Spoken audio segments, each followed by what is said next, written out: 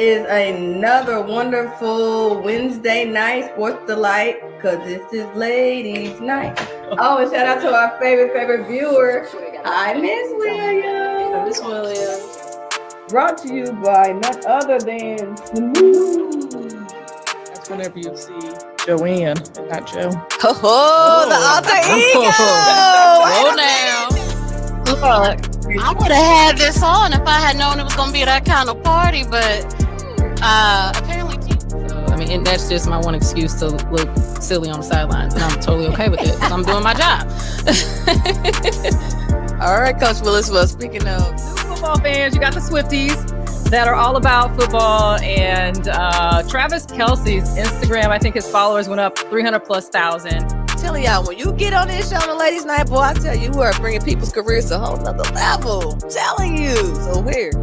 Everyone, welcome to the Platform Sports Talk Show. It's your girl, Buddy. I'm glad y'all are here to join us for another wonderful evening. And want the teams that want you back, St. Louis. I want that for y'all. I was like, well, Brandon, does Michelle Smallman text you at 11:45 at night? Let them know, right? No matter the time, it came through, right? Yes, I thought that was really dope.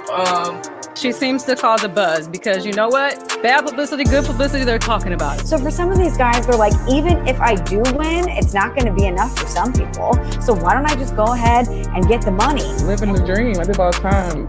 I'm a dream catcher, right? So I chased the dream and I caught it. Because I took this crazy leap of faith in May of 2011 at 23 years old to buy a basketball team.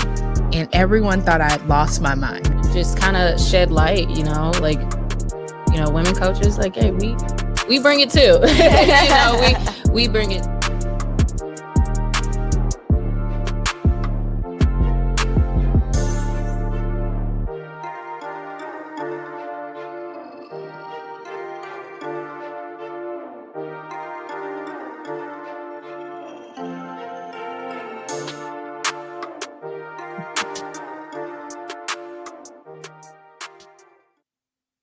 What up? Happy hump day. It's your girl, Buddy.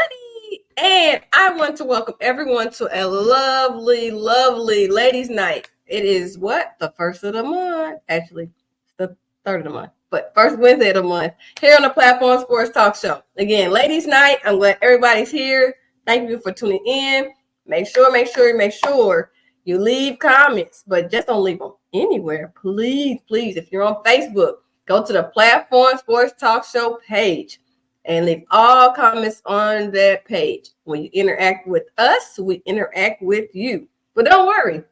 If you don't tune into Facebook, you can also catch us on Instagram at the Platform Sports Talk Show. And you're like, wait a minute. I don't have time to listen to it right now, but I want to listen to the archive show. No worries.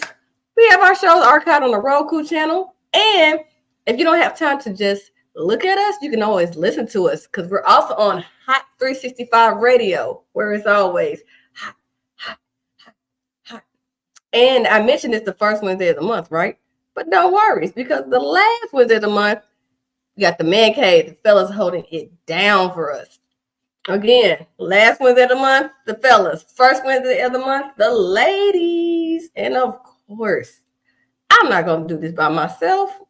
It's a good show with Bunny on here, but it's even better when we have the one. Oh, I'm sorry. One more thing, guys. If you don't have Facebook, Instagram, Roku, Hot 365 Radio, Twitch, you can find us there. Of course, YouTube. You never go wrong with YouTube. Why? Because when you go on YouTube, look under the Platform Sports Talk Show, and there's one more thing you need to do. You got to click on that bell. It's a little bootleg bell, y'all. But click on the bell. Because anytime we go live, you will be notified. Now, again, I'm your girl, Bunny. I love doing ladies' night, but it's not just the same doing it by myself. So, of course, I got to bring my girl, the one, the only, Joe. Hey, what's up, Bunny? Girl, this bell. Blame it on my 2-year-old. I'm so sorry, y'all. I couldn't ring it because I have it. I just have to glue it. But anyway, Look, this tells you what kind of day I've had. Hell ain't working. My brain ain't working. Of course, our faithful viewers just tuning in. Hi, Miss Dub. Hi, Miss Dubs. It's been a while.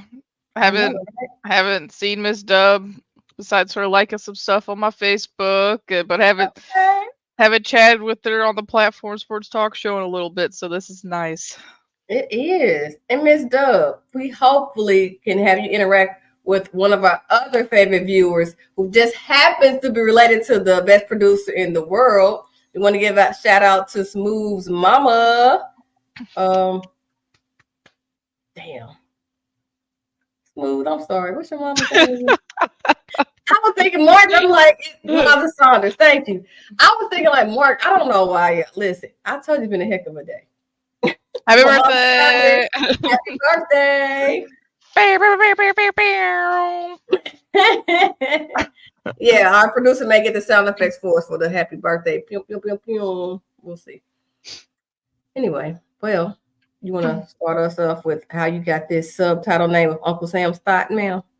That's my hubby for you. He's always throwing some weird names out there on this show. He sets everything up for me, and then I come down here and it's got something, and I just let it be. So today I'm Uncle Sam's Thought. Okay. America's birthday tomorrow. So that's what's in my cup. America's birthday. I'm excited to watch some patriotic baseball tomorrow and drink a lot of beer and enjoy some time with my family. Of course, one of the fellas from the man cave wants to tune in. His government name is Joshua Timms, but I just know him as Stan. Take it up with B, Stanton. Take it up with B. I'm like, listen, if you're gonna be Uncle Sam's Thought, let me get your proceeds so I can help with my taxes. I get tired of Uncle Sam on these taxes. Let me get your proceeds to put for my taxes, okay? Sheesh.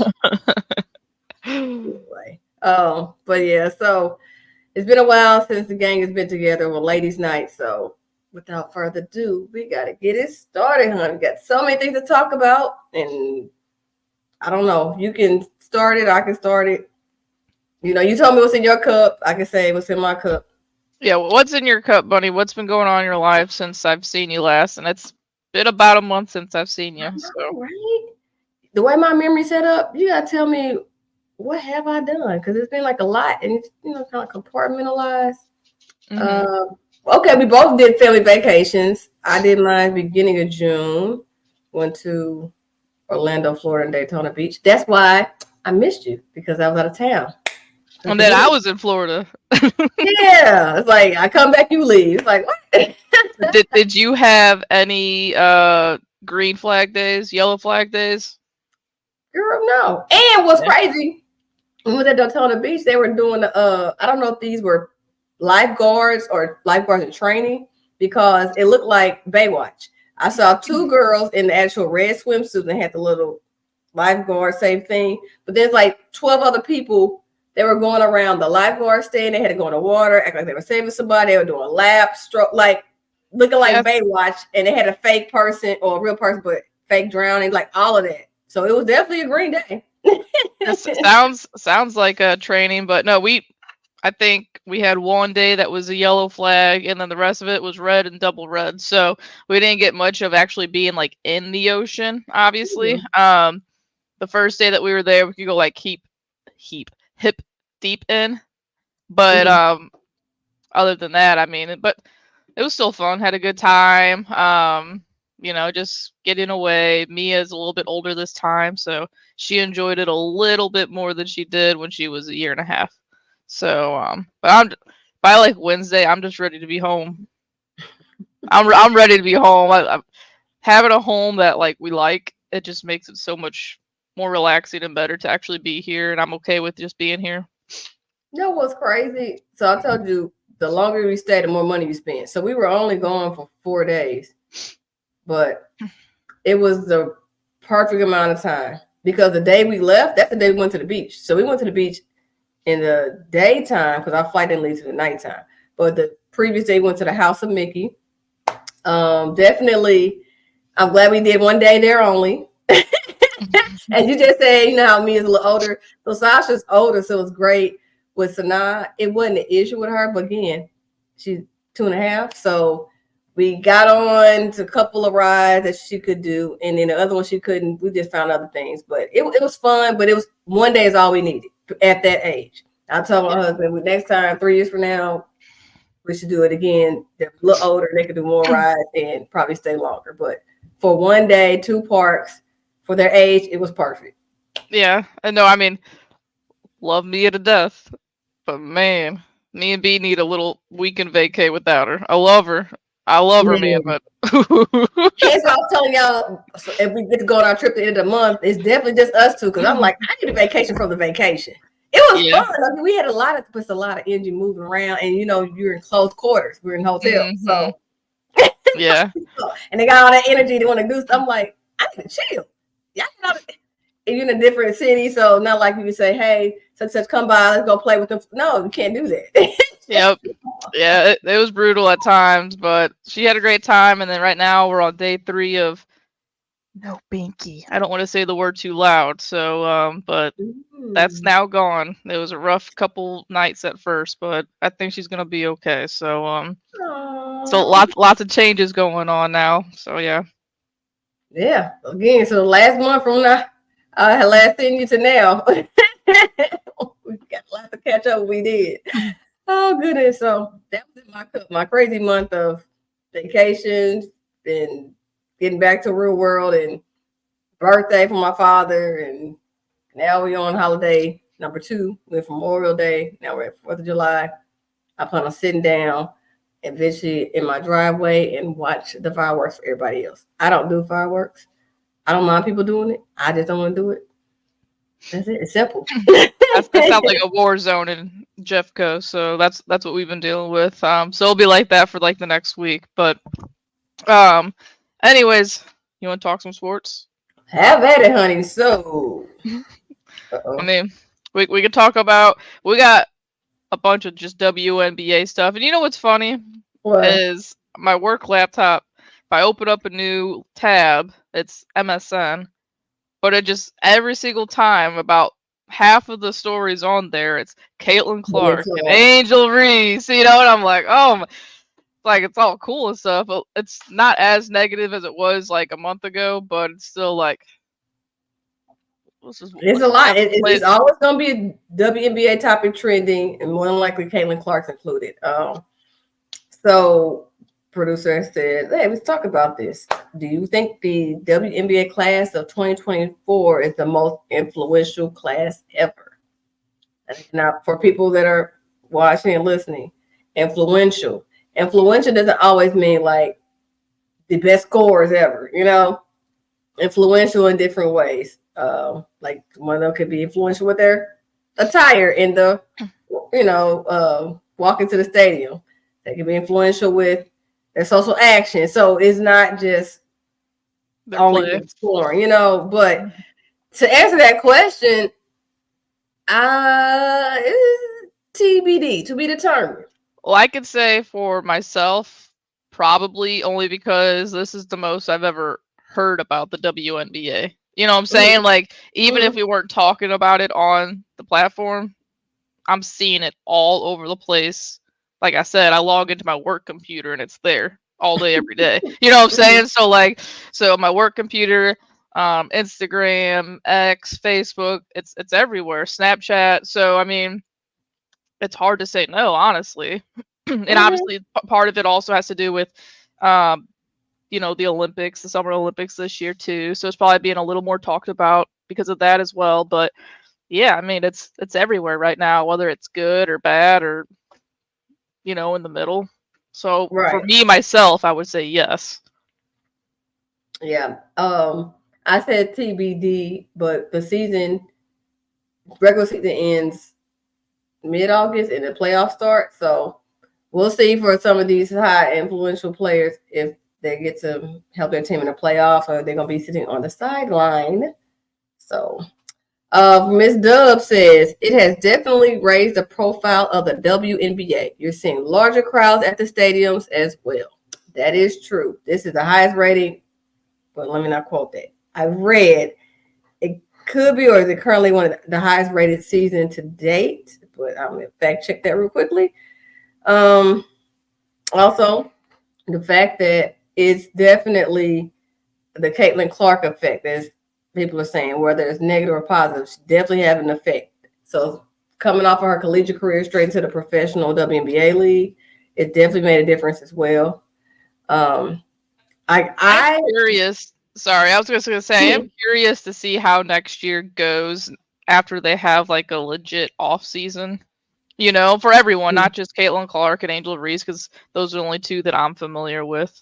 But yeah, like I'm curious to see how, like, are they going to be much better than they are right now? Because they went from the playoffs in college to the draft and all the media, and then straight into the season. So I'm curious to see how their numbers and everything will be looking like next year. Yeah, that's a good point, because when you're a good player and destined to be a great player, you're going to adjust and elevate your game. So Caitlin Clark has to adjust to WNBA style of play. And I've seen videos where she was mad at the refs. I think calls went her way. And it's like, hey, this is a grown woman's league. This is not college, and this is not where you got some amateurs. Everybody's a professional, okay? Everybody doesn't make the roster that tries out for these teams. They cut players too. So these are the best of the best, just like in the NBA. So you definitely have to adjust your games from the offseason. It is a little longer in offseason compared to the NBA, but I still hope the best that this momentum keeps going. Asia Wilson, I've been following her for the last couple of years. I love her because I'm a South Carolina women's basketball fan, so I saw when she played there. But how she's impacted on the Aces, and finally she's getting her own shoe deal. Like I said, I'm not a sneakerhead like that. I just like certain shoes, a certain brand, because I'm a stockholder. But I definitely would cop her shoes, because that's momentous. There's a couple for the women players that have shoes, but I like Asia Wilson as a player, so I can see myself like, let's go get a signature shoe. That's dope, and I hope more NBA players get that opportunity as well. So you definitely got to be marketable and definitely have to be a scorer and somebody that's doing things. So again, Asia Wilson won the MVP. She's a two-time champion, so she's paid her dues to me. But we'll see if this draft class this year will also be in that same path to not just get a signature shoe, but being champions and being MVP winners as well. And then excuse me, Smoooth has a video of a crowd from last night, it looks like, between the Aces and Fever.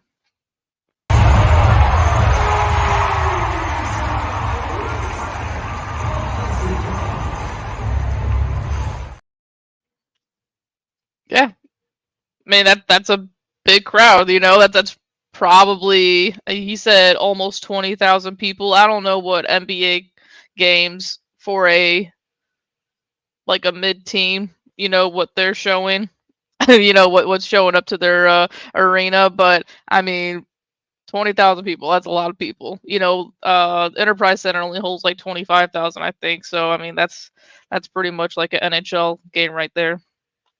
So that's really cool, and cool for all the women coming from college. Obviously, in the tournament, there's so many fans there in the college tournament, but seeing it at a pro level like that has to be that itself has to be a dream come true. Making it to the league and seeing that many people there watching you.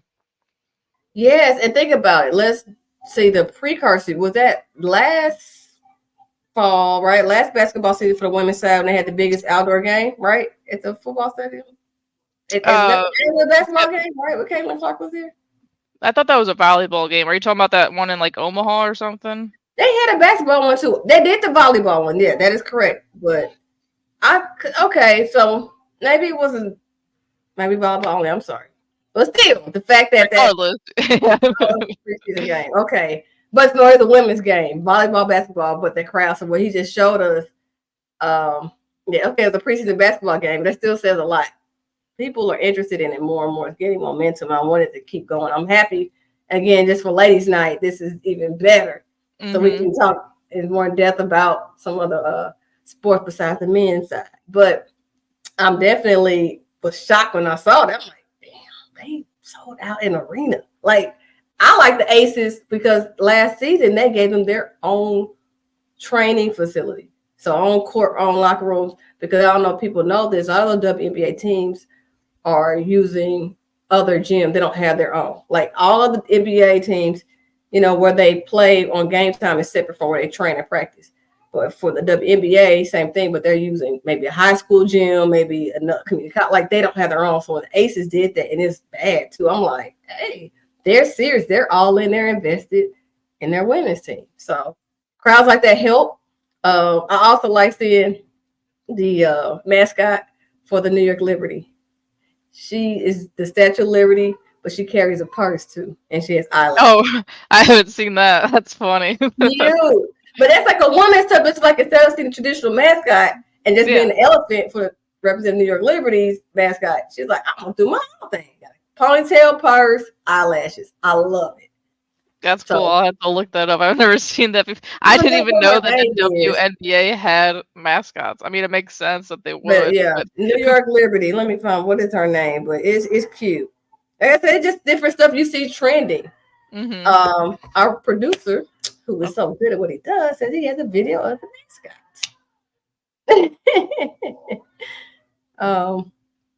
But I've just got to figure out the name of it. I just know it's the New York Liberty's mascot. Let me see.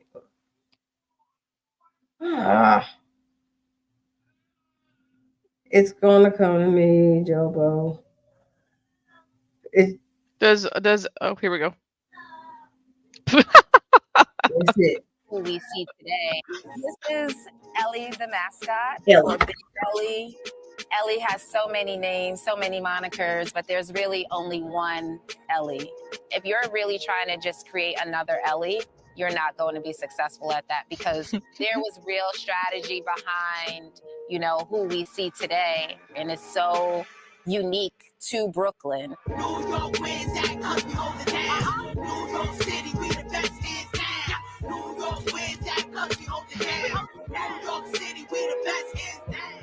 I love Ellie. So great. The energy that she brings is unmatched. And that's the Ellie. That elephant dances, y'all. Ellie, where'd you get the self-bar bag from? She's just a cold little elephant. Thank you, Ellie. Like, I'm always looking forward to what Ellie's gonna do next. I know I'm biased, but I really believe that she is the best mascot in all professional sports.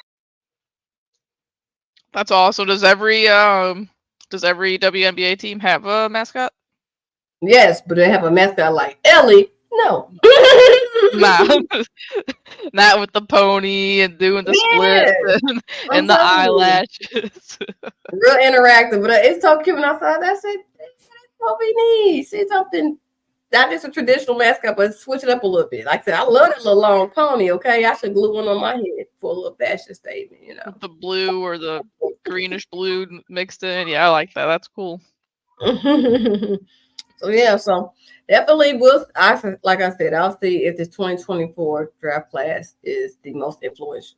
Right now they're on that pace, but you never know what could happen in the offseason, so we shall see, honey. And speaking of draft classes and people getting drafted, let's go to the counterparts of the WNBA, NBA, and of course, the big name on campus is none other than oh, you thought I was gonna say LeBron James? Of course not. But it's his son, Bronny James. Look, Jobo, you don't have to keep up with the Lakers. You just hear LeBron name, but it's hand in hand. If you say LeBron, you're gonna say Bronny in the same sentence. I have yet to hear it not used since he's gotten drafted. Crazy. I mean, I kind of felt like we knew this would happen. Like, why, LeBron's pretty much the GM, so like we knew this was gonna happen. He might. I saw there were so many videos going on social media, like, it's like after a bad game, LeBron whooping his ass in the locker room. Like, oh man, it's gonna. Yeah, we'll see what happens. I don't understand NBA, like they're like minor leagues and all that good stuff. So like, is he gonna be on the team right away? So first Ms. Dub said the man cave called it as far as Bronny getting drafted by the Lakers, but that yesterday he signed his official contract with the Lakers, so it's guaranteed. Now, if he Okay, plays yeah. or not, that don't matter. He's going to get this money. If he never sets a pinky toe on that court, he's still going to get that money. If you are on an NBA roster, because they do have a minor league called the G League, they can send you to their minor league affiliate if they want to. Okay. But what they do, they mean NBA organizations do, once you're drafted, they start their summer league, which is in Vegas, just for a month. LeBron ain't gonna send his son to the G League. He sucks because he's the GM, right? Yeah. But I was thinking, like, so it's been a lot of naysayers and some congratulators regarding this transaction that took place. And I say transaction because it's the man cave called, other people say, yeah, of course, Bronny was going to be on the Lakers. Why you think LeBron moved to LA? He said he wants to see his son. Of course, he tried to make history. He did unofficially. They're signed, but they haven't put together the work on a regular season game. That's why I said unofficially. When they finally get in a regular season game, get on the court together, then I'm like, okay, it's history right there. But the thing is, nepotism keeps being brought up. Nepotism. He only got drafted because it's his son. He only da. I'm not saying that's not the case, but at the same time, what's the problem? Other fathers, sons, other mothers, daughters have done it too, and not just sports. We just take it to the regular business world. Well, real quick, so since I don't know what Bronny's college career was like, is he good? I mean, I know it's stupid to ask that, but I mean, there's some baseball players that are, you know, sons of legends that aren't great. So is he actually good? Do we think he's gonna go in the NBA and be a stud? Not his dad, because that's a lot to put on him. But is he gonna go up there and be an average NBA player? My 2 cents, I don't know, and that's where the nepotism stuff is coming from. If LeBron, well, technically he's LeBron Jr., but if Bronny was already at a highly recruited person, you would have heard a lot about it months ago, to where it's like, where you think he's going to go in the draft. They did do that, but I didn't hear or read anybody saying he's definitely a top 10 in the draft. So to answer your question, he didn't play a lot for USC. I don't have the numbers in front of me, but it wasn't even like teetering the line of maybe he's going to be good. He had subpar numbers, just be real. Now, of course, when you're a freshman in college, you adjust it to the high school games, to college, take some games or a season or two for some players. But again, USC wasn't all that as a talented team either. But for his talent, was it showcased? I didn't see it from the clips I saw. Does that mean he's not going to be good? No, he still can be good. We know he has the best of everything, the best trainer, best financial advisor, best everything, okay? But after all of that, you still got to do the work. So you just mentioned earlier, there's been great MLB players, and their sons come through the MLB and don't make it out the minor leagues, or they get signed and don't do anything. So it happens. So for the record, 4.8 points per game, 2.1 assists per game. That is a number off a 12-man roster. That's a number like the 10th man can get. But no, he's a guard. So that's really, really bad. I can expect that from your big man, but the big man will offset that with having a lot of rebounds. All right. But this is a guard with these numbers. If you're going to be a decent player in college, I mean, especially with a guard, you need triple that. Okay. And that's that decent maybe. But Bruce is saying he did have a cardiac scare. Yes, he did. But when you have a cardiac scare, either you're going to bounce back and act like you were playing before it happened, or you won't. Damar Hamlin from the Buffalo Bills, remember, he had the cardiac scare. His heart stopped. Everything, the world shut down on that field, and I get it. He was in 24-hour care, life or death for a few days. He bounced back. And we talked about this on the show, and then he eventually came back and started playing football. And I thought that was crazy, because that was literally life or death. Bronny's situation was similar again. Literally life or death. If you decide to go back and do your passion and don't let that scare stop you, you got to go all for it. If they say you got to limit your action, Okay, if you're gonna limit your action, you gotta limit. You gotta show something else though, because if it wasn't LeBron's son, of course he would have been drafted with those numbers. Now he's drafted, he's signed, he got to do the work. Now, if you said based off these numbers of 4.8 points per game, 2.1 assists per game, if he does these numbers on a full season of basketball, that's phenomenal. Because most teams, if you're doing that after half of a season, if you're not going down to G League, they're waiving you. He is not going to, like you said, the GM is not going to let him get waived into the G League. So that's why I said if he could pull these numbers off and stand for a whole season with the Lakers, that's phenomenal. Because anybody else is getting thrown or traded, okay? Thrown away. I mean, he's gonna have like the best of both worlds, honestly. I mean, it's gonna be stressful as hell. You know, he's LeBron James' kid playing with them in LA. You know, a very historic franchise and whatnot. So, and I feel like the last couple of years since their pandemic dub, it's been a lot of, you know, focus and pressure on them to try to win again. So it's gonna. A lot of people will probably want to point fingers at him, which isn't fair, you know. But then if there's anyone that's gonna be able to, if he starts slumping, if anyone's gonna be able to get out of it, you would think it would be him because of his dad. But I don't know. It has to be a lot of pressure, you know. I mean, when's the last time we see a father and a son play together? Griffey and his dad. Is that the last time? Barry and Bobby? Like, you don't see it often, you know. The Fielders, Cecil Fielder and Prince Fielder, no, they didn't do it together. Yeah, so like Smoooth said, the Griffeys, that's probably the last time that athletes have actually played on the same team together, and that was late 90s, early 2000s. So I mean, this is, you know, it's a big story. It's cool, but it's gonna be stressful, that's for sure.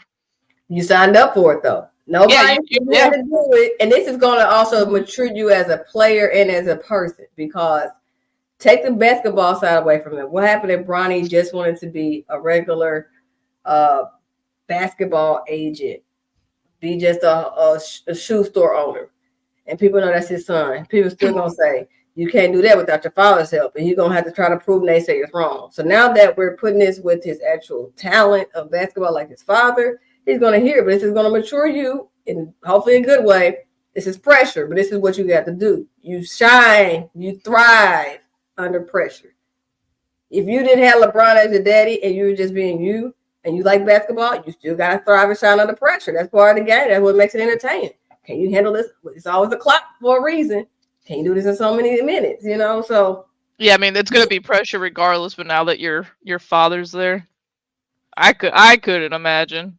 You know, but his millions of dollars is saying he's going to imagine it, because you said I mean, he's going to be fine regardless. I mean, he's going to be fine whether he made the NBA or not, because his daddy makes a lot of money. Okay, so I mean, he's going to be fine regardless. But I know we've talked about it on the show more recently, just because now it's 2024 and we could talk about anxiety and men having, you know, emotions and feelings and stuff. It's okay to be like that.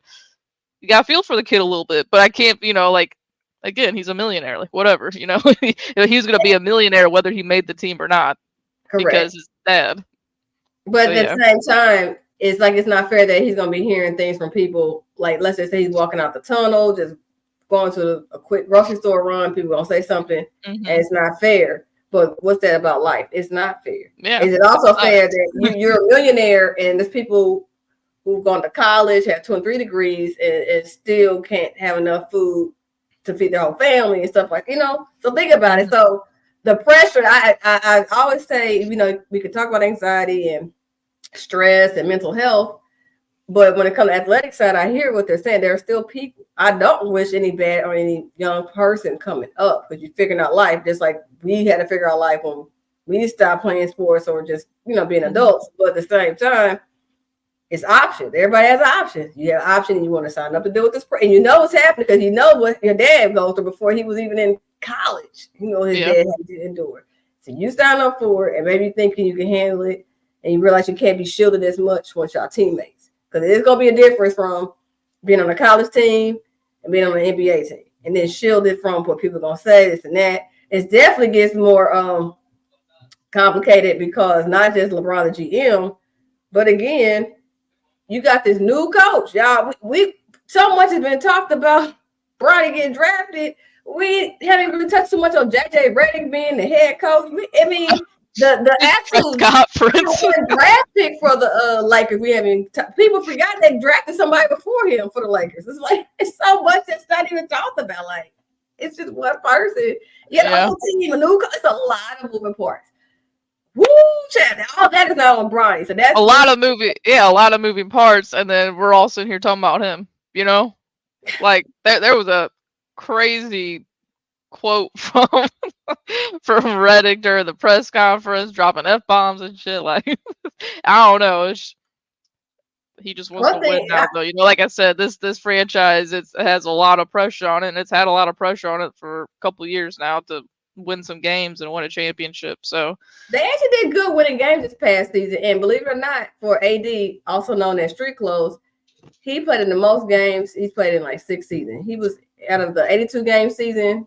AD was like in 70 of those games. That's phenomenal for him because his previous year's track record was not good. But the fact that I said the coaching change is happening. So you got to you still got some roster pieces to fill. You got to do a whole chemistry thing again. Chemistry is not talked about enough. Hence why some of these big 3 teams, some of these teams that have the 3 big stars don't pan out. That chemistry. And you have to put in the time, just like how long it takes to train a child to learn how to sleep through the night, train a child how to, learn how to hold their force. It's little stuff like that. It takes time to do that. And so I'm saying child because Bronny is a adult, but he's still gonna have to be treated like baby steps. You gotta do this over repetition. Children's repetition before they get it. Bronny's gonna have to be like that. And the fact that the whole team is gonna have to be like that with a new coach. Woo!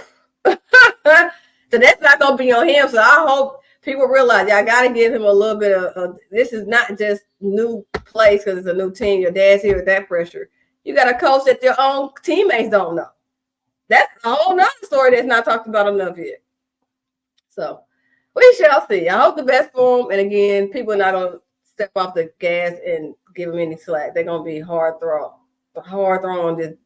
He didn't do something right away. And it's like, y'all, he a rookie. Come on. But yeah, go with the territory. So we'll see. But I bet you what? I bet them Laker tickets increased in prices because he's on that roster. He hasn't done anything just because of the historical father-son. Man. Laker Nation is getting paid, or the owners are about to get paid even more, okay? Yeah, it'll be fun and interesting for sure. Obviously, the ratings will go crazy and whatnot, so I'll look forward to that. When you said the NBA offseason is shorter than the WNBA, when's opening night for the NBA? End of October, right before Halloween. Okay. Yeah, Tatum better rest up. Tatum, right. And actually, since I mentioned that before we talk about the Olympics, I know Smoooth said he does have a picture. Since me and you have been gone for so long, right. Let's just congratulate the STL boys. I know this is probably talked about, but look at that. Awesome. Those are some sick photos right there. Hey, I like them. These in a t-shirt yet or a hoodie? I'm just saying. What? Somebody need to put these on t-shirts or a hoodie or something. Right. And I know I did not own, something like that. I did not forget. I am going to buy a Tatum jersey at some point because I said that I'm going to buy one. And I will gladly buy one. Thankfully, even though I felt so bad for McDavid, man, I was just, I wanted Kachuk to win and Tank to win again, but seeing McDavid exhausted. Mm-hmm. Oh, did something happen? What? Oh, Brendan's upstairs screaming, excited because we just tied the game. But yeah, I hear, "Get up, baby, get up, get up." Okay, but Mike Shannon, R.I.P. But anyways, I felt so bad. McDavid there at the end, he played like 99% of that last however many minutes of the third period, just working his ass off. They almost came back, and I think I said in the chat, whoever would have lost that series, it would have been heartbreaking because, like, if the Panthers would have lost, they won the first 3 and then lost 4 in a row. And then for the Oilers, it was heartbreaking because they brought it all the way to a game 7 and then lost. So, but congrats to Matthew Tkachuk and Jason Tatum, my boo. It's exciting. I want to see a picture, man, of both of them with the trophies underneath the arch. I think that'd be so sick. Ooh. I think that'd be so cool. Or like if Tkachuk during his day with the Stanley Cup, it'd be cool if Tatum was there with them or something. Just it would be cool to see something happen. Instead of seeing an edited photo like this, it'd be cool to see it, real life. But yeah, so congratulations. That was a fun Stanley Cup final. That was a really fun. We haven't had that was their first game 7 since the Blues won, so that was exciting and nail biting. You gotta take it further, not just game 7, but think about a team was up 3-0. Yeah. And it's like, again, like, if the Panthers would have went up 3-0 and then lost, and then would have lost 2 years in a row in the finals. And so, yeah, but I'm happy. Now Tank, his name's on there 2 times, and he just signed today with the Red Wings. So, who Tkachuk did? No, Tarasenko. Oh, he's also gonna be like the Pat Maroon. That's what he remind me of. He's gonna be the Pat Maroon. And he's gonna keep going team to team. You know what? I'm mad at Pat Maroon right now, though. He signed with the Blackhawks. He signed with the Blackhawks. That's disgusting. He's trying to keep that retirement plan together. He's gonna sign where he wanted to get a paycheck. He's a 3-time Stanley Cup. He's fine. Anyways, he did post it on Instagram though with the Chicago Bulls walkout music. He posted that with the Blackhawks logo, and his brother commented on saying like, man, we had to root for the Bruins and now the Blackhawks like in 1 year. Like, that's brutal. As a St. Louis kid growing up, and you had to cheer for the Bruins and then the Hawks. That's not fun. But make it a sibling rivalry. Don't cheer for him while he's in the Blackhawks. All other teams, besides the Blues, yes. When the Blackhawks, say, I hope you lose every game. Yeah. Yeah. But yeah, so congratulations to Tkachuk and Tatum. That's awesome. And I don't know if I didn't catch the show last week, but the Tennessee Vols, their head coach is also from St. Louis. So just a lot of good St. Louis media, which is nice. We don't get that a lot, so it was nice seeing a lot of St. Louis champions out there. Mm-hmm. We put on for our city. Put on for our city. Question: the Traveling Stanley Cup, that is so dope. Does any other sports do that? When you win a championship, you get to travel with your trophy for so many days? Not that I know of. That's the only one that I could think of. Which is amazing. I mean, right. I don't know if you watched. Dope. Yeah, I don't know if you watched any of the games, but the keeper of the cup, there's a cool little video they did before the games, and it was he has every single pair of white gloves that he's worn still bagged up for whenever he's brought the trophy out. And so he's got whenever the Blues won the Stanley Cup and the Penguins and the Capitals and whatnot, so he's got all those gloves saved, which those will probably be in the Hall of Fame at some point too. Smoooth said the NBA does that as well. I know that, and I'm only assuming this just because I've seen like when Wayno does videos from like his office at home, or I've even seen like Ryan Zimmerman, former Nationals player. They'll be doing interviews at home, and they'll have the commissioner's trophy behind them, and I'm just assuming those are just like they had other ones made so that they can have one as well.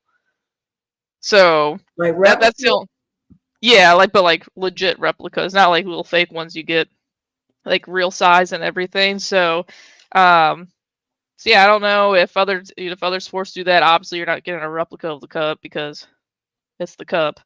But I mean, I saw Stanley Cup, man. That's the best trophy in all sports, I think. It's pretty badass.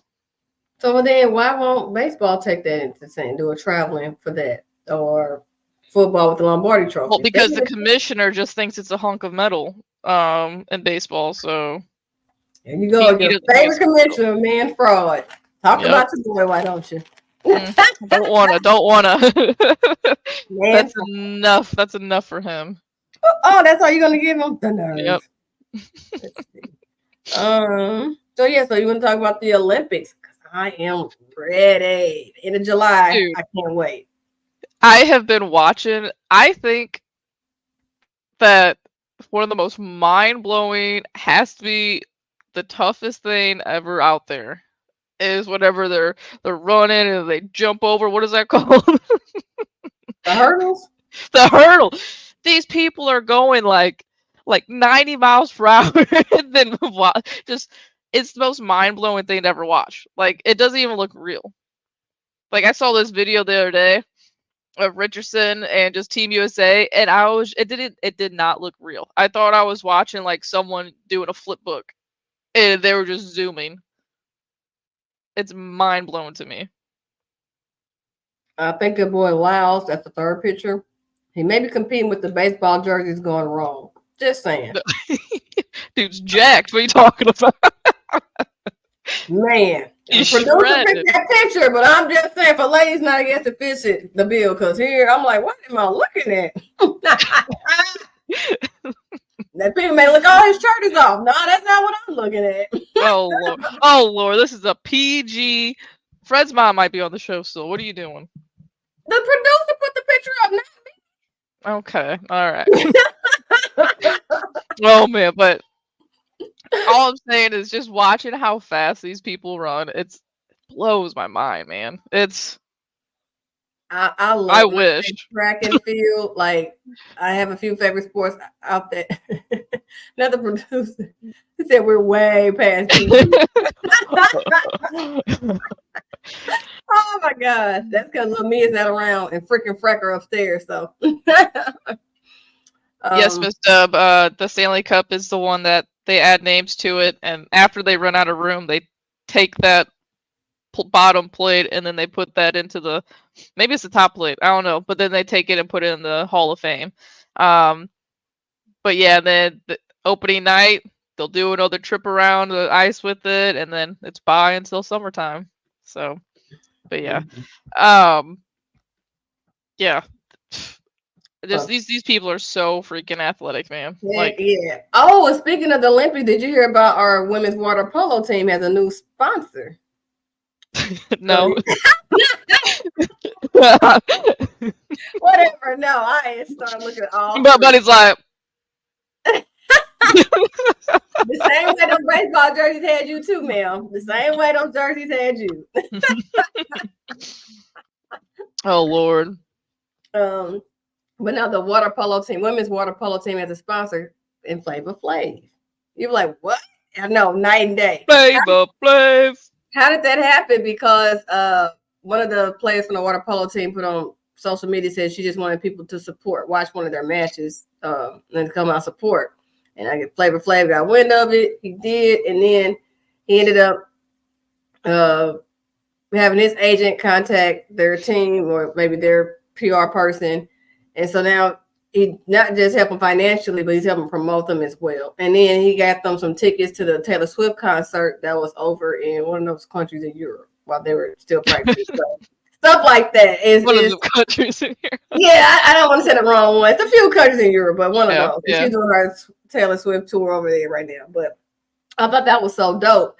And all she did was just ask for support, and Flavor Flav saw that on social media and ran with it. But I know people sometimes don't know what's behind the scenes, because the bigger sport, basically the bigger team sports, you have the backing of the USA for the United States, the USA Olympic, I don't know, Federation or something.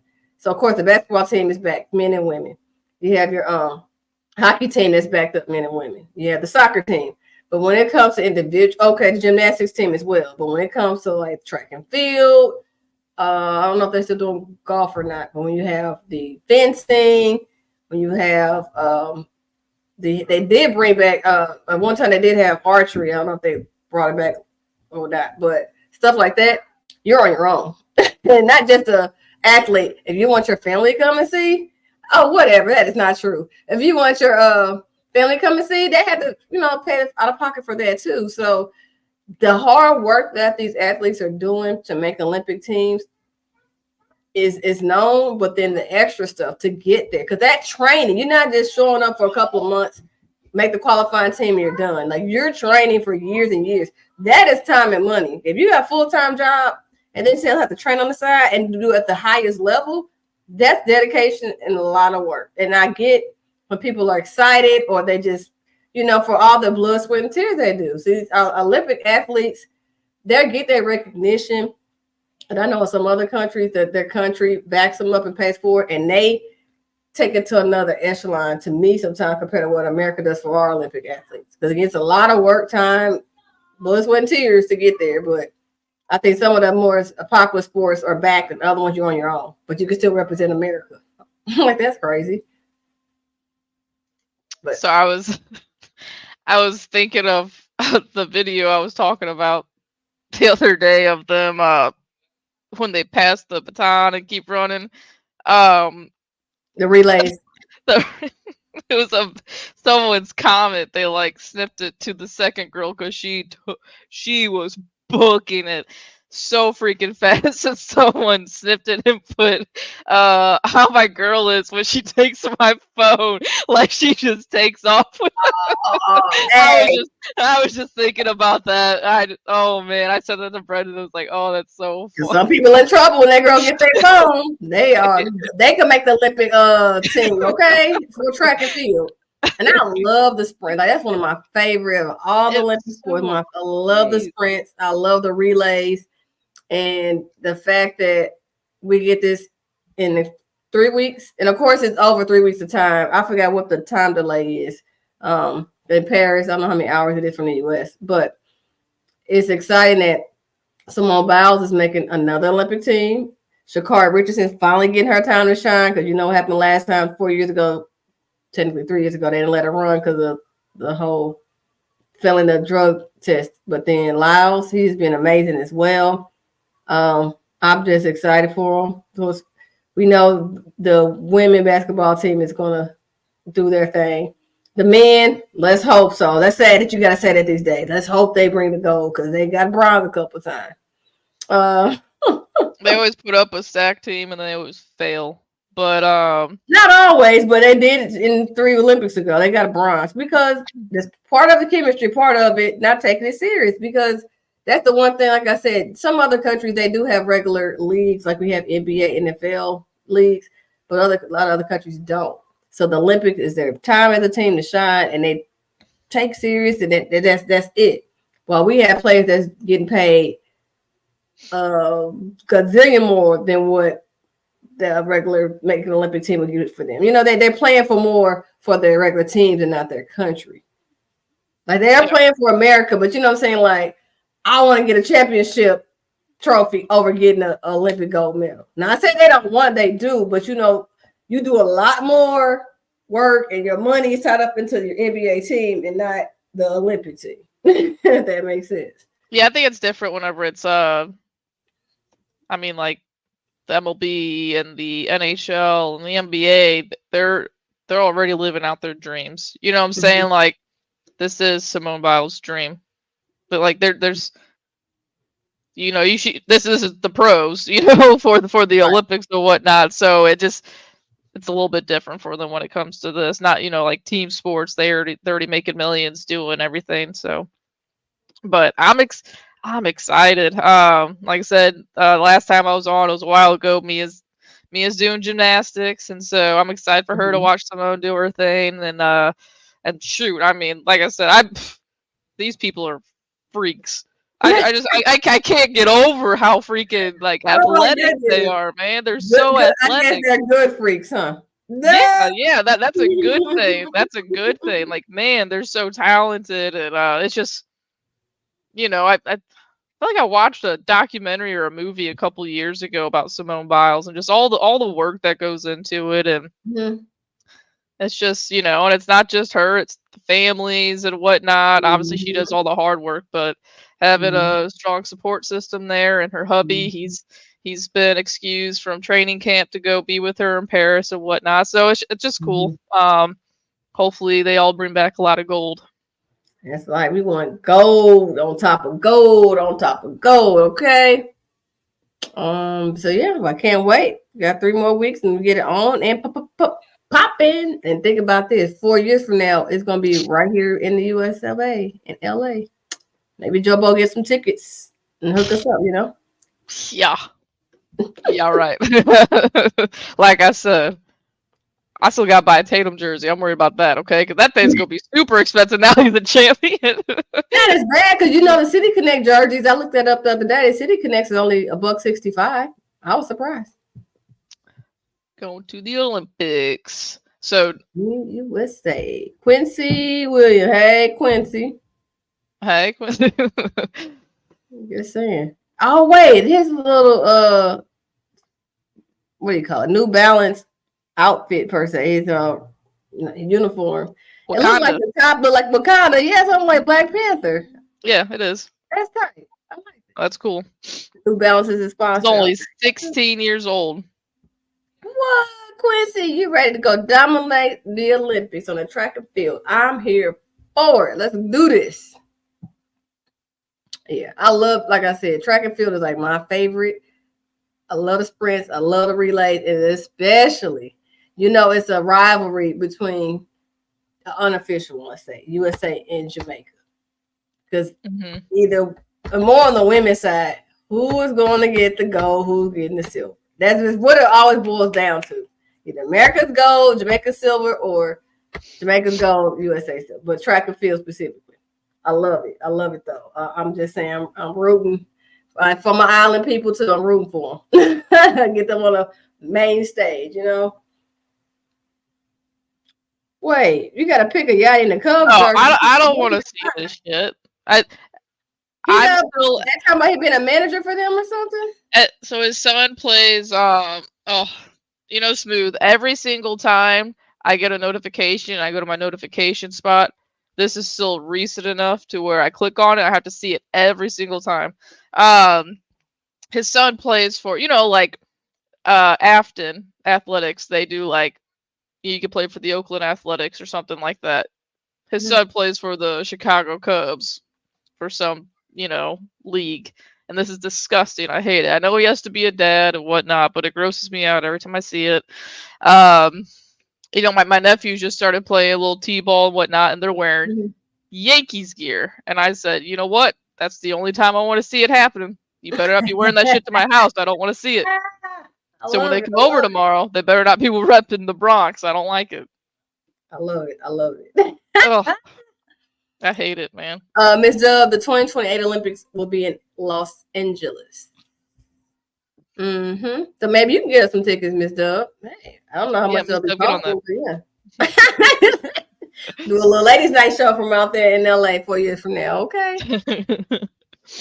Let's see. And since you're talking about Yachty and that Cubs jersey, let's go ahead and talk about some baseball, baby. We're at the halfway point of the season, y'all. Come on. Yeah. Oh man. Whew.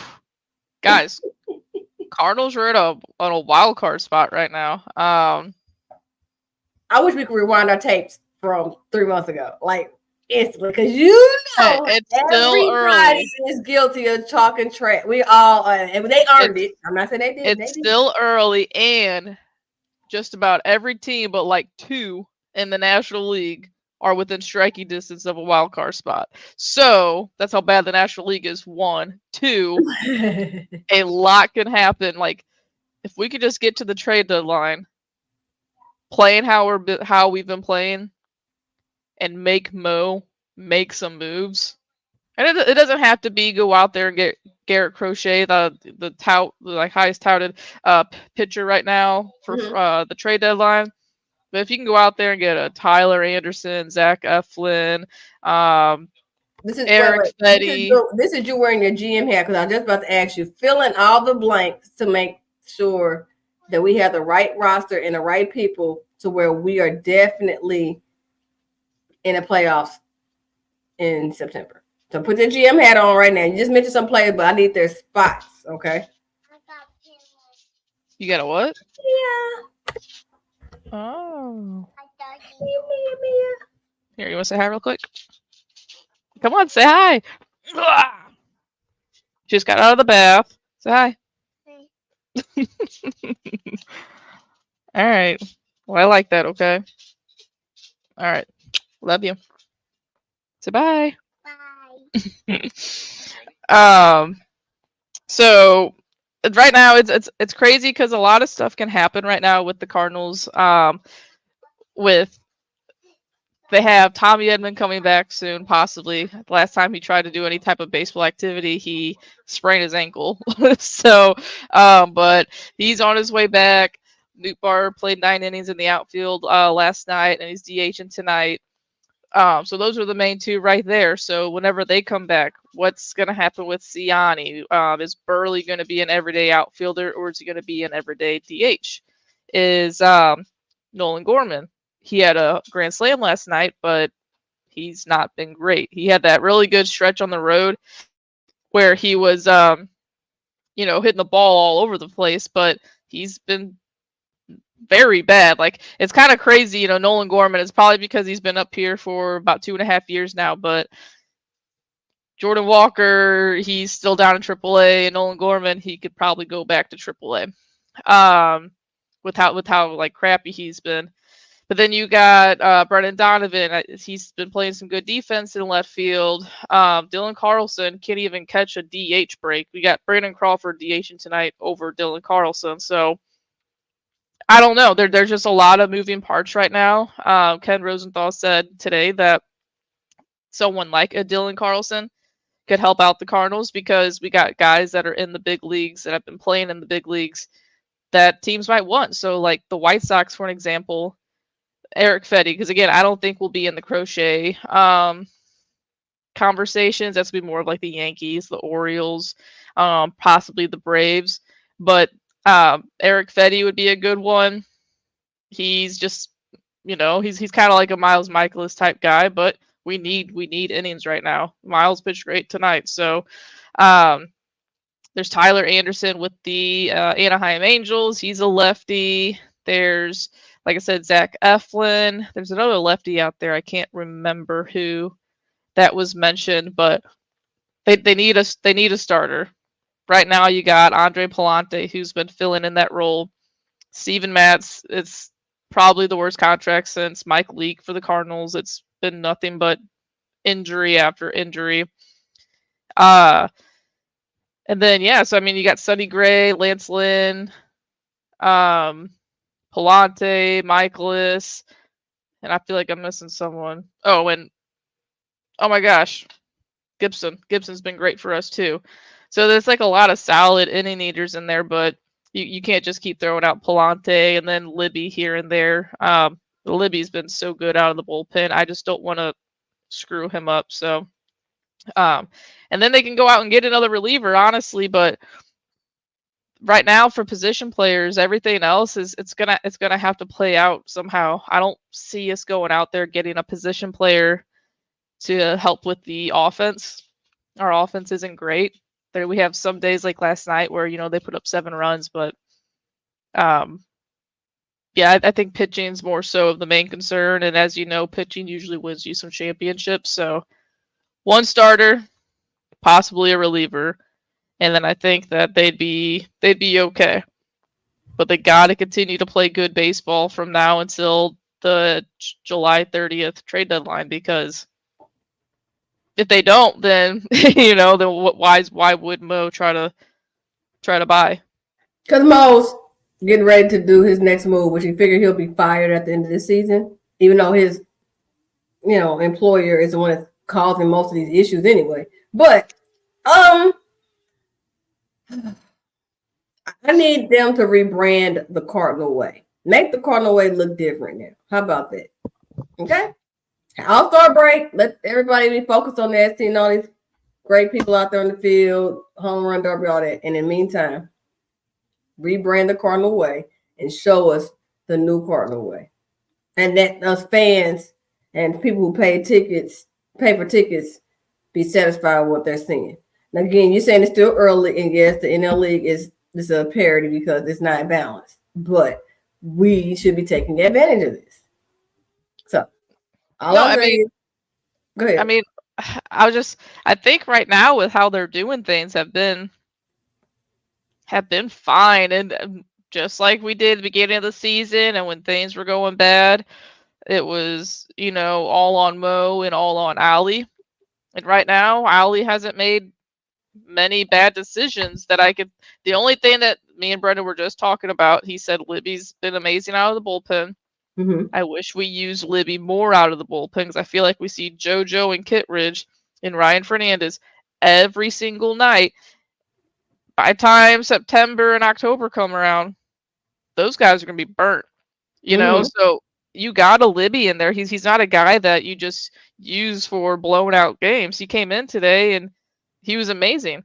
So I feel like they need to start using him to his, to your advantage. He's good against the left-handed hitters, and that spot start he had against the Braves, he was dominant. He looked great. So I mean, you need to use him and not just keep using the same three guys over and over and over again, because that's when it comes down to it, they're going to be worn out at the end of the year. But yeah, Ali's not doing anything terrible right now, and that's obviously when you're winning, everything's smooth sailing, and when you're losing, pointing fingers at different types of players and it's the hitting coach and it's Ali's fault and this and that. Right now, things are okay.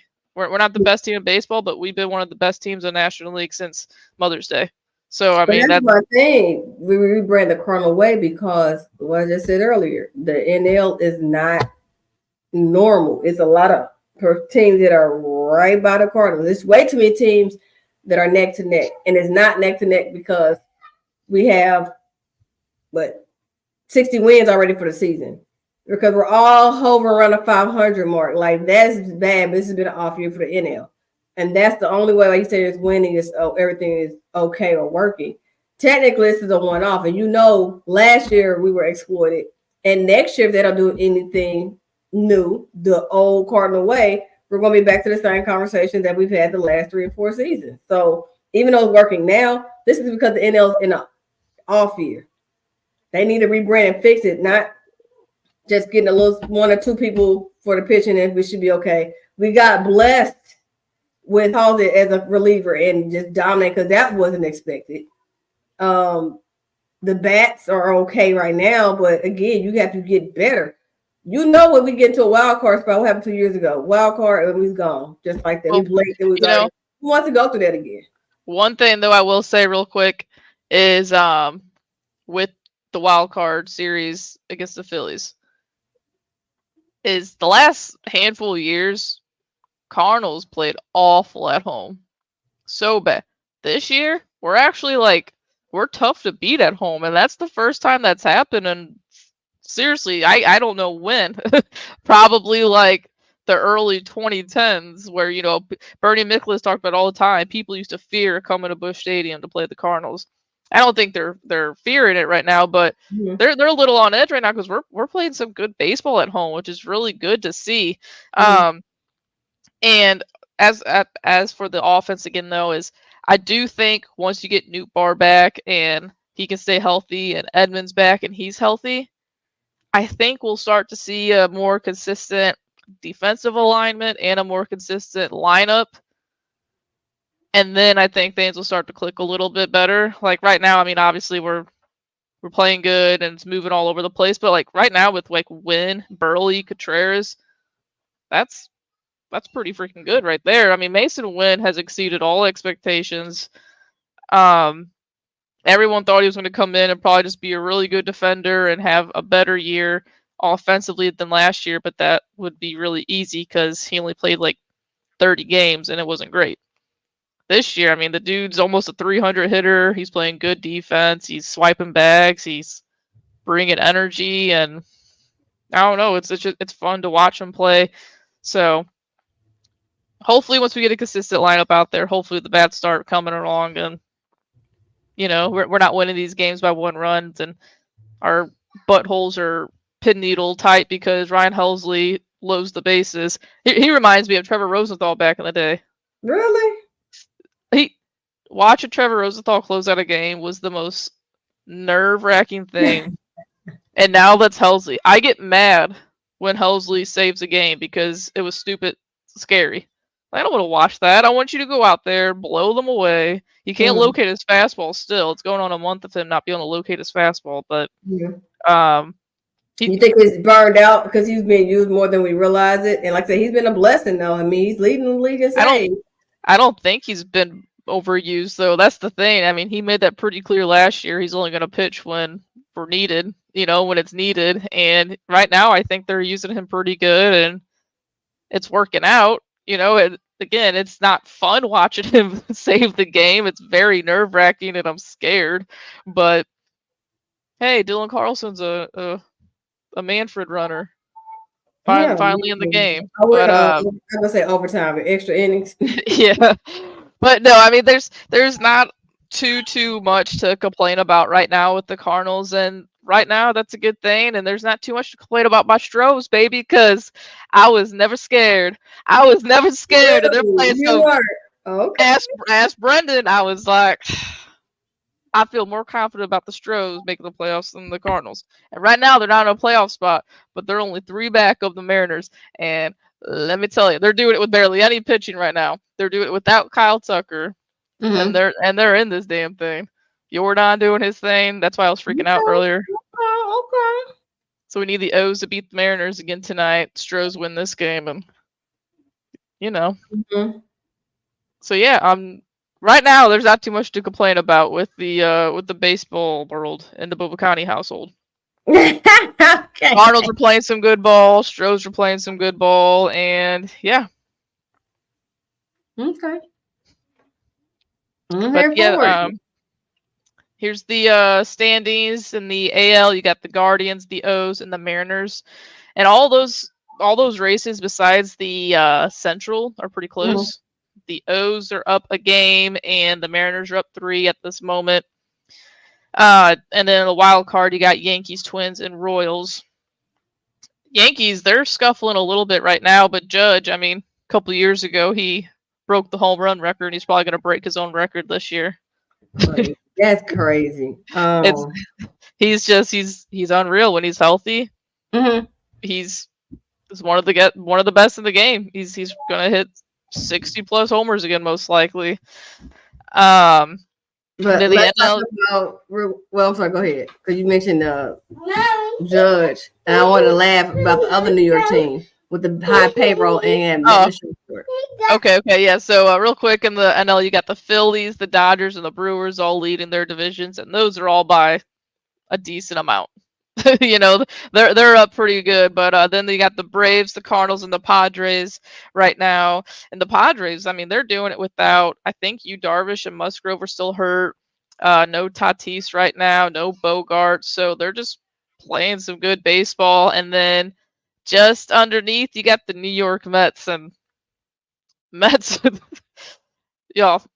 Grimace threw out the first pitch like a month ago, and they've been winning some ball games. And now Jose Iglesias is Enrique Iglesias. He's a pop star doing concerts on the field and whatnot, and they're just vibing.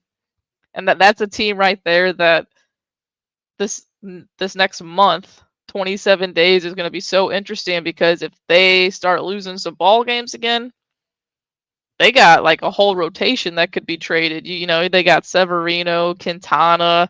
There's someone else I'm missing as well, but they got some names on that team that could be sold off if Chaminade, if things don't keep up how they're going.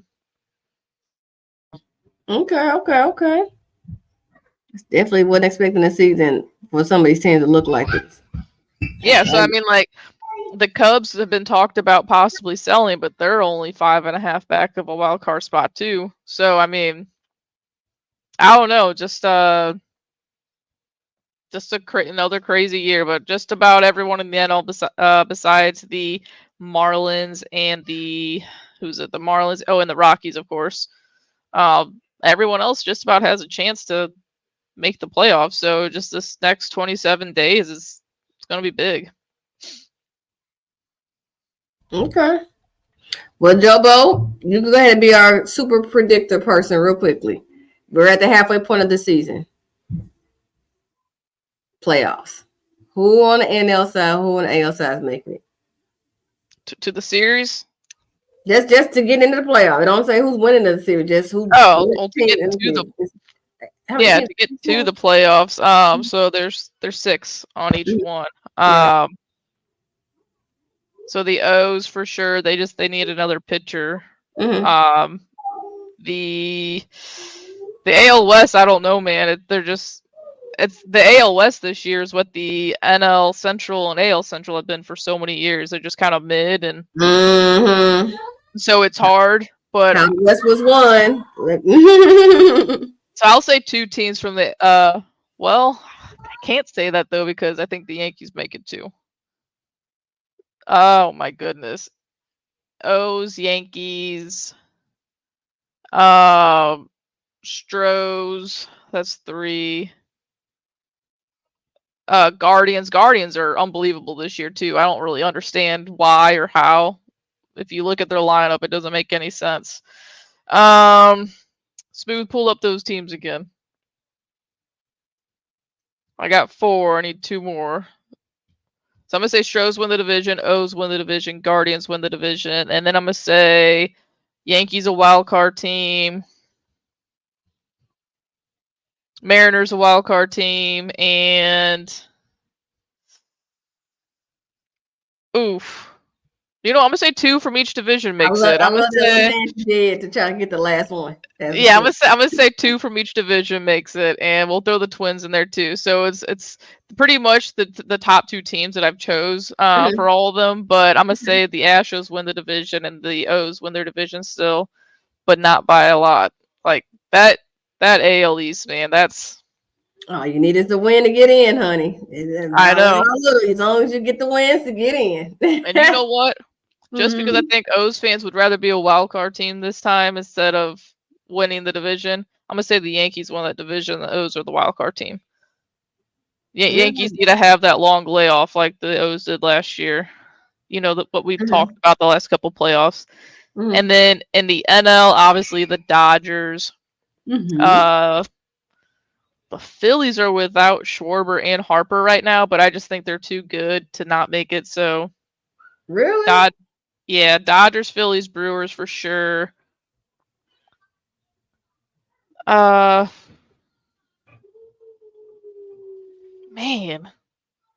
I just don't know if I trust or believe the Padres. But I also don't think I trust the Mets. Yeah, I just don't know if I trust the Mets to like keep doing what they're doing. So I'll just leave it as the top 2 teams. But man, if there's a team in there that I can see that does make it, the D-backs, man, I know that they did it last year. They got so much talent right now. I know Jordan Montgomery's having a rough year. Both Jordans, Montgomery, Walker, pick one. Montgomery, man, won a World Series with the Rangers last year when we traded him there. But I know we talked about this on the show a little while ago. I don't know who's to blame. If it's Scott Boras, is it the player himself? Is it the team that signs these guys? But Jordan Montgomery, man, he just went on the IL. Some people think it's just for like a phantom IL stint, but D-backs fans have been booing this man off the field, and it hasn't been great. But I don't know if I could just sit there and point fingers at him because he didn't have a spring training. So, same thing with Blake Snell. Blake Snell pretty much came out and said, the Giants are trying to force me back before I'm ready to be back. And he's another one of those guys that got signed, at the end of spring training and whatnot. So I don't know. That's something that'll be an interesting topic when it comes to the offseason because Juan Soto, everyone knows he's going to get paid probably $500 million this offseason. And are we going to wait? It's different for hitters than pitchers, but are we going to wait until, late March, early April for him to sign with the Yankees or the Mets, or is it going to happen pretty fast? So, and he's another Boras client. How many players are under Boras? I'm just curious.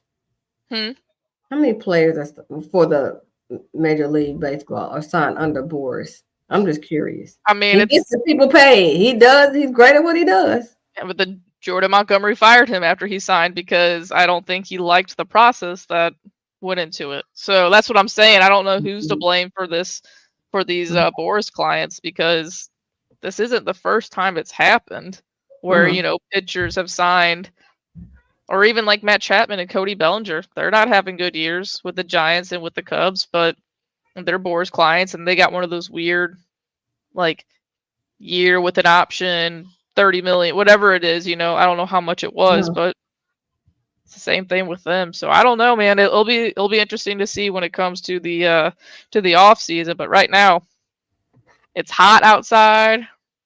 We got the All-Star break coming up soon. Derbies and the All-Star game. It's in Texas this year, and I'm just excited to watch it. Okay, so at this point, I just want the Cardinals to be in that number to the playoffs. Okay, I just and rebrand the Cardinal way. That's all I'm saying. Where my notes go?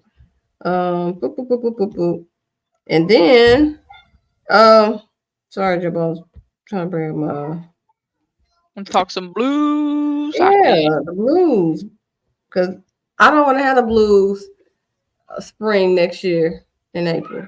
Okay, I don't want to have the Blues. I want to see the Blues on the rink competing in April and May, June. I don't want to have the Blues. Okay, so how can I pull this off? I don't know if we're going to see the Blues. I think it's going to be more of the same last 2 years with them. You know, a lot of the free agents this year, they weren't like the biggest names, but they got paid a lot of money, and the Blues don't compete in that with their cap space. They did have a decent amount of cap to play with this year, but Brennan's told me next year's free agencies maybe more so what they're looking at.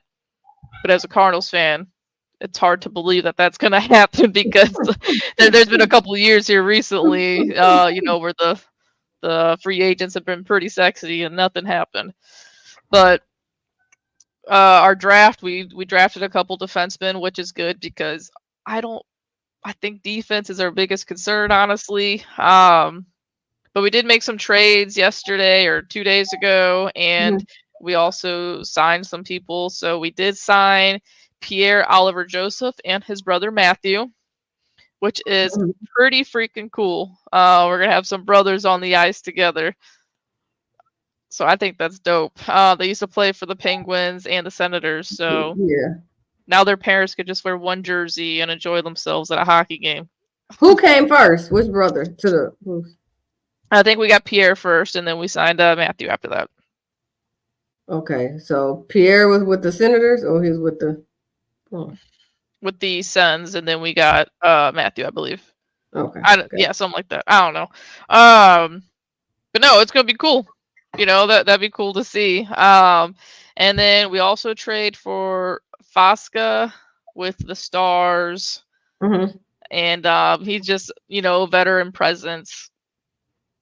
Well, you know, he's not gonna be like amazing, you know, but it'll be nice to see him. He's played on a good team the last couple of years. He's got playoff experience if we get there, but you know, not the big crazy name, but I just don't think we're there right now. We traded Kevin Hayes away for just future considerations, so we had him for 1 year, and now he's gone.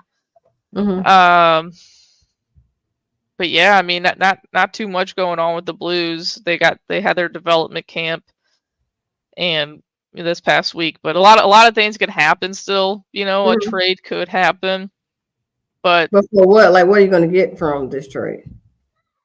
That's the thing. I don't like, if we trade, it would be more so the trades that already happened. You know, something for more of like a depth type thing. I don't think it'd be anything crazy. We did extend Buchnevich, which I really liked. He's been a stud for us. I just I don't know what to think about Jordan Kyrou still. Ooh, the jury's still out on him, you think? Is it a love-hate relationship with him, or is it just still trying to get, again, perfect example. Not perfect, close example. Jordan Kyrou got a lot of hype. Okay. Has he panned out to it? Bronny didn't get a lot of hype. Bronny just getting off his father's name. So it's two different situations. But Jordan Carew? Is it a lot of hype too early, or you think he's reached his potential? He's not going to go any further. I think he changing coaches happen now, so you know what? Yeah, can't blame not Army. I blame Army. You can't blame Chief because Chief's not there anymore. Chief's probably going to win the Stanley Cup with the Leafs next year now. But I say I blame Army because in the same offseason he gave an 8-year contract to Thomas, who I think deserved it, and also to Kyrou, who had one good year, and now he's here for 8 years and he hasn't proved anything since. He did what Mozeliak's done with a lot of Cardinals players. You know, have one really good year. Okay, you're here to stay now. And I get you want to, you know, lock up the future and this and that. Worry about it, but I just don't think Kyrou. I tell my husband this all the time. He reminds me so much of David Perron when David Perron was a rookie with us. David Perron was so cocky. He was a little shit starter when he was here. That's just how he was. And maybe that's why he's come and gone so many times. But people have grown to love Perron, and he's a fan favorite, and now his name's on that cup underneath the St. Louis Blues. Yes. Maybe, I don't know if Kyrou's going to be the player that Perron ended up being, you know, like I think he just has a lot of growing up to do still. And they're doing fast, so they're gonna trade him, and then I'm gonna be salty that he gets traded, and then he does better on his new team. Like, I'm gonna be salty. I don't think anyone wants that contract. Is what I'm really getting at, though. Is that's why I think Army screwed us a little bit. Is I don't think anyone wants Jordan Kyrou's contract. Okay. Like, I know they've talked about on 101 is, you know, like, we're not gonna get Brady Tkachuk, but I know Randy Carricker was talking like, hey, if we do get Brady Tkachuk, they're going to start off with wanting Robert Thomas. Well, no, I'm not going to trade Robert Thomas. Okay, well, then you're not going to get Brady Tkachuk. You know what I'm saying? Like, they're not going to want Jordan Kyrou, who's supposed to be around that same type of player. So I don't know. It's just, and if you're going to get Brady Tkachuk, you're going to want to put him with Robert Thomas and Jake Neighbors, those type of people. So why would you trade Thomas? Anyways, I don't know. I think we're in for another mid-season for the Blues. Sadly, I just think that's how it's going to be. And if the free agent class, I haven't looked at it, for next season is going to be what Brendan said it's going to be, then fingers crossed the Blues do something. You're wrong, Joe Ball. I can't keep getting tortured. This would be right now. We're in 5 years since we won the cup. We won in 2019. It's 2024. I don't want to be a one and done organization. Come on, y'all. We got to get back. That feeling was so great. We got to get back there, y'all. Come on now. Just make it to the playoffs again, and watching a playoff hockey game with them would be nice. But I said with this 2024 team, if they were going to make it, it would have been barely. And I think they're probably off by 5 points or so. I can't remember what the actual standings were. They played a little bit. They played better this year than they did the year before. Well, the Blues need to go and make their own way, like rebrand the Cardinal way, do their own blue way, and get out of this barely make play. No, y'all. I'm tired. We want to get back there, man. The whole city was rocking. People didn't watch hockey, was into it, and you know that momentum. A couple of years later, even the pandemic, okay, and now it's fizzling. Like, come on, like we're living off the yesteryears already. Remember a few weeks ago, because that was the date Blues won a Stanley Cup. Replaying that game. I don't want to replay. I want to see the new. Come on, y'all. Come on, Army. Let's go get it together. Come on now. Sheesh. Yeah, I mean, I miss it too. I miss it. And you know what? I mentioned it pre-show. I'm gonna mention it now since we are on the Blues. Pavel Dimitra, RIP. His son did just sign today a minor league contract with City SC, and so that's pretty cool. Pavel Dimitra, he's the one. I think he died in a plane accident. But his numbers in the rafters right now, hanging up, and so that's cool. And then also, this isn't Blues related, but it's hockey related. Congrats, Jessica Campbell. She has been hired as the assistant coach to the Seattle Kraken. Woohoo! Girl power. So I thought that was pretty cool. That's the first woman assistant coach in the NHL. So baby steps, baby, baby steps. We're getting there. Come on, ladies. Let's keep breaking these barriers and these glass ceilings, unfortunately. Come on. Ooh, child. We just gotta wait for the MLS team, or do they have an MLS team that has a woman on the coaching staff? Or are we still waiting to break into that? Yeah, I'm not positive on that one. But then also, you mentioned the MLS. I mentioned MLS. City SC released their coach. Yeah, well. Mr. Cardinal had to go. That's like kind of coaching, y'all, in the middle of the season. I'm like, whoa. Oh my. Cardinals. I take back everything I said about the Cardinals. They just tied it. No, they will. This.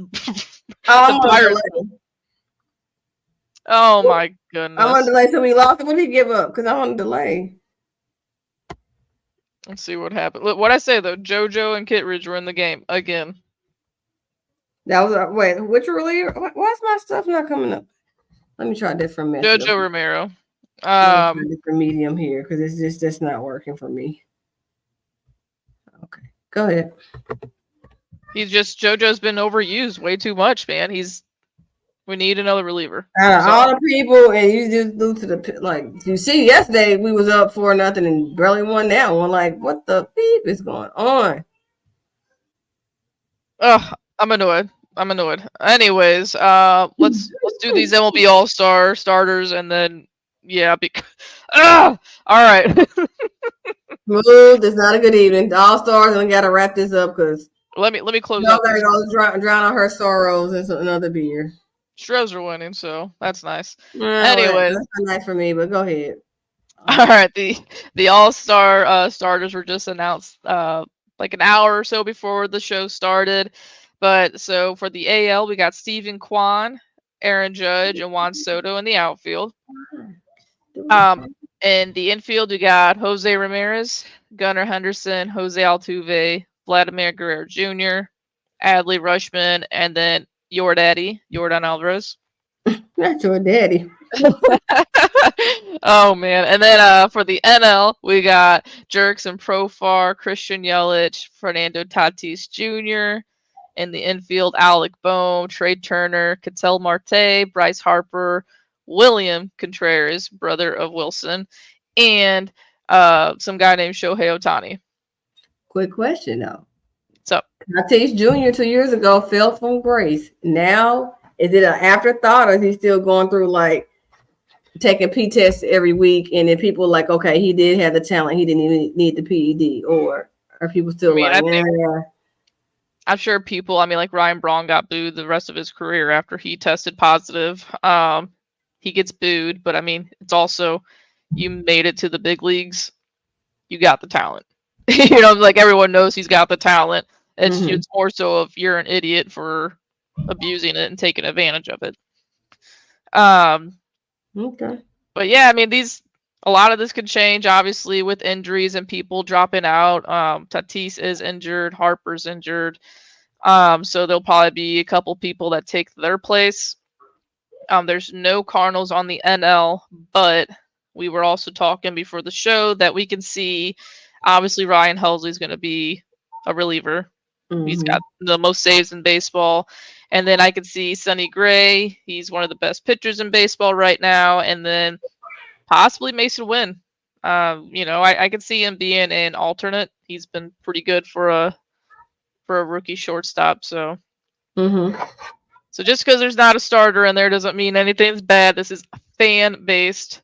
But looking at this right here, the NL at least, I don't know where else you could honestly approve that. All those guys are having such good years.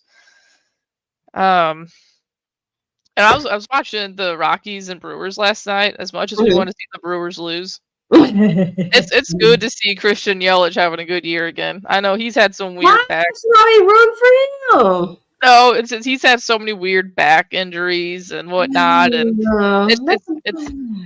it's good seeing him have a good year again. He's batting well over 300, and he just looks healthy. So it's nice to see that. Okay. I'm not wishing anybody bad for injuries. I'm just saying because he's the Brewers, like, Yeah, but okay, let's go back to forget y'all. We want the Cardinals to get the division type things, you know? he had back injuries like 2 of the last 3 years, I think it was. He's been having like back injuries, tightening up, and even quad injuries and whatnot. And that's been a thing for a couple of years for him. He had that 2019 MVP with the Brewers, I think it was 2019, or maybe 21. A week. He's trying to get me to say a joke. Anyways, one thing about the Brewers, though, I just don't understand. I don't understand why they're good all the time. They don't have the big sexy names in the lineup. They trade away Corbin Burns. Brandon Woodruff is hurt. Devin Williams hasn't thrown a pitch for them this year. And they keep winning. It doesn't make any sense. Ball. It's about to take Yeah. Also, like, Craig Counsell, do you think he hates life right now? He leaves the Brewers to go be a manager for the Cubs, who have the highest payroll in the division, and they're a last place team. Maybe he was the reason why the Brewers weren't as successful. I mean, they were successful with them, but I'm just saying it made a difference. Sometimes you gotta, if somebody walk away, the team thrive to do any better, you know? Yeah. I don't know. They're just one of those teams, kind of like the Guardians. Like, I don't understand why the Guardians are good. They got a new manager as well. They've lost Shane Bieber and others of their starting rotation. And they're just winning ball games. I just don't get it. I don't get it. I don't get it. It's their destiny, but at the same time, I want the Cardinals to be saying we're winning ball games. So we shall see, Jobbo. We shall see. No, he said they don't shoot themselves. That's oh, this was fun catching up. It's been so long. I forgot what it felt like. So I didn't just talk to a 3.5-year-old today. You didn't? I talked to an adult today, and we talked sports. It was nice. You're 100% remote, right? No, I gotta go to the office twice a week, but there's work. There's work being done at the office, so we're at home this week. Yeah, real quick, let's do the "We Run This" segment. What do I want to change? What do I want to run? Well, I kind of mentioned it. It's not directly related to the sport itself, but the championship winners, NFL, that should be having a Lombardi Trophy passed around amongst all 53 players, and the MLB Trophy should be passed around amongst all 20-something MLB players that win. Okay, mine is kind of on the sillier note, but it's leading up to the All-Star break. I think that just because we've been seeing a lot lately, so we need to see like Savannah Bananas make an appearance at the All-Star week. Oh yeah, those dudes are hilarious. I've seen that video when they shot it in Boston. Like they are funny and good entertainment. Like that is true entertainment. I love everything they have going for them. I love it. How long have they been around? Or at least the way that they're. I mean, yeah, the way that like everyone knows them, 2 to 3 years. But I mean, it's getting bigger and bigger. You got former players play with them, and they're selling out major league stadiums. Like what's like you said, they're in Fenway Park selling out the stadium for the weekend. I think they did Minute Maid Park. So I mean, Mo, DeWitt, get them in the loo. Tap. Let's get on the mic. I should have said Mo. It's a DeWitt thing. Whomever, somebody from the Cardinals organization that can open up their wallet and get some sense. Yeah, but that'd be fun. Or maybe even during the actual All-Star game, since I know it's no longer whoever wins is the home team for the World Series, but I know it's money related now, and that's probably even more serious to these players. But maybe throw the Savannah Banana rules into the actual All-Star game. If a fan catches a foul ball, you're out. I don't know, just something stupid, you know, like make it different. Yeah, I'm here for it. Change it up a little bit since it's quote unquote doesn't count. Might as well be in the rules. They're getting money anyway, so I don't know. That's what I got now though, because the All-Star break's a couple weeks away. We did our All-Star starters. Hopefully next week we have a couple other players who are going to be in the Derby, because right now it's just Gunnar Henderson. So hopefully we'll get some names here soon. But yeah, Savannah Bananas. I like that. All right, take note. Take note.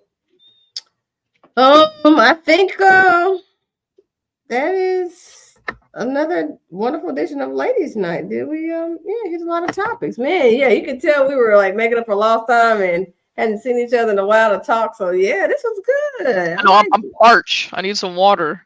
Talk a lot. Is your cup empty? Mine isn't.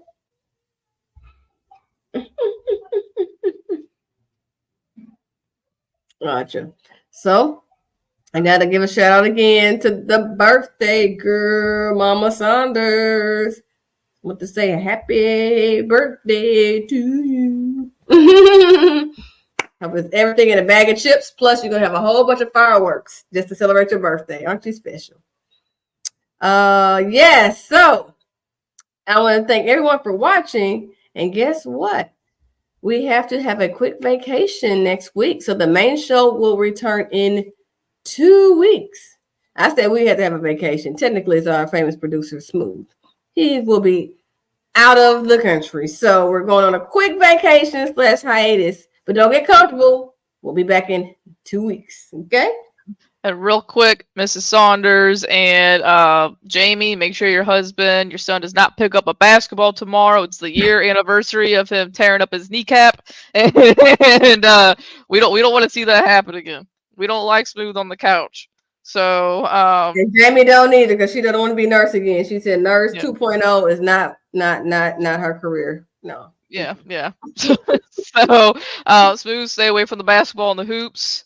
Bunny, I hope you have a wonderful 4th of July. You and the fam. Same to you, hon. Same to you. Even though we're going to be on a quick vacation next week, that doesn't mean you guys can't watch this Platform Sports Talk show. You want to know why? Because we have all our shows archived. Woo! Jobo, you're parched. I'm a little parched. But we can tag team if you want. You can tell them how they can find us and reach us and watch us. All right. I'll take over. Okay. You can find us on Instagram at the Platform Sports Talk, on Facebook, on X, Platform Sports Talk Show. Obviously, we always say the biggest one is YouTube at the Platform Sports Talk Show, and make sure you subscribe and click on that. Hold on. It's kind of out of commission. I got a little piece of it. Ding, ding, ding, ding. Because anytime we go live, you will be notified. Hell yeah. You also, if you have any guests that you would like us to try to reach out to get on the show, or if you have someone that wants to be on the show, go ahead and shoot us an email at platformsportstalkshow@gmail.com. You can find us at Roku and Hot 365 Radio, where it is always hot. First Wednesday of the month, that's tonight, is the Ladies' Night. Every week in between, besides next week, because Smoooth is on vacation, we will have the shows on just a normal Platform Sports Talk Show. And then every last Wednesday of the month, we do have the Man Cave. And, they bugging all the time. They're always messing with each other, but it's a good show. It's a good show. But yeah, Bunny, did I miss anything? No, you rocked it. All right, cool. Well, shoot, everyone. I hope you all have a great 4th of July, America's birthday. Drink lots of cold ones, but be safe. Put it in reverse there. Everyone just have fun. And Smoooth, stay away from the basketball court. And after that public service announcement, we are out of here.